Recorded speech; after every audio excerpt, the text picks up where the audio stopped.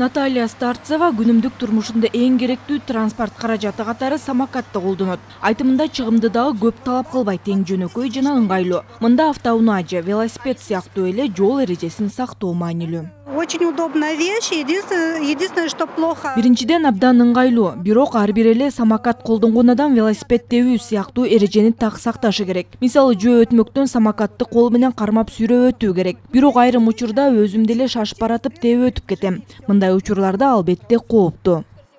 Акыркы учурда электросамокат тепкендер жол кырсыгына кабылган учурлар көбөйүп жаткандыгын ийимден билдирүүдө. Бирок самокат айдап бара жаткан учурда жол эрежесин бузгандарга кайгул кызматы түшүндүрүү иштерин жүргүзүү менен гана чектелет. Ал эми велосипед, сырткы мотору бар велосипед же мотоциклдер, мопеддердин жолдо жүрүү эрежелери белгиленген. Пешеходдордон өтүп аткан учурларда парктардын ичинде жол кырсыгы катталган фактылар бар. Профилактикалык иштерди жүргүзүү менен гана чектелип калып атабыз. Алардын жоопкерчилигин карай албай атабыз да. Самокаттарды поезд жол өтүүчү, темир жол өткөлдөргө, жөө жүргүнчүлөр өтүүчү жерлерге, туннелдердин ичине, мосттордун үстүнө, аялдамаларга жана ага жакын жайгашкан 15 метрге чейинки аралыктарга токтотууга болбойт деген нормаларды көрсөтүп атабыз. Бишкек шаардык милициясынын кайгул кызматы жол эрежесине самокат же электросамокат терминдерин киргизүүнү демилгелеген. Ошол эле учурда жогорку кеңештин депутаттары бул боюнча атайын мыйзам жана өзүнчө токтом долбоорун даярдашкан. Эреже жоктугуна байланыштуу жөнөкөй жүргүнчү, жөнөкөй пешеходдорду сүзүп кетип атат. Ал эмес чоң көчөгө чыгып алып, авария болуп, же машиналар аларды сүзүп кетип атат.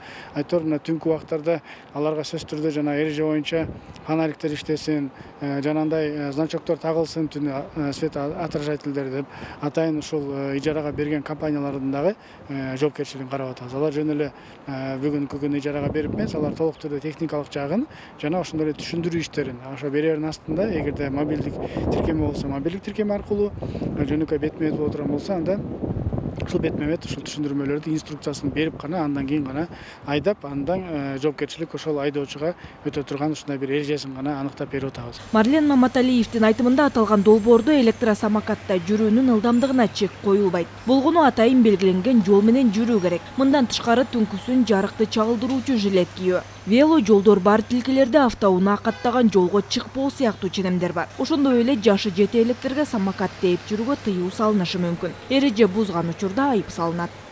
Бактыгүл Султанбек кызы, Умар Малашев, Ала Тоо 24.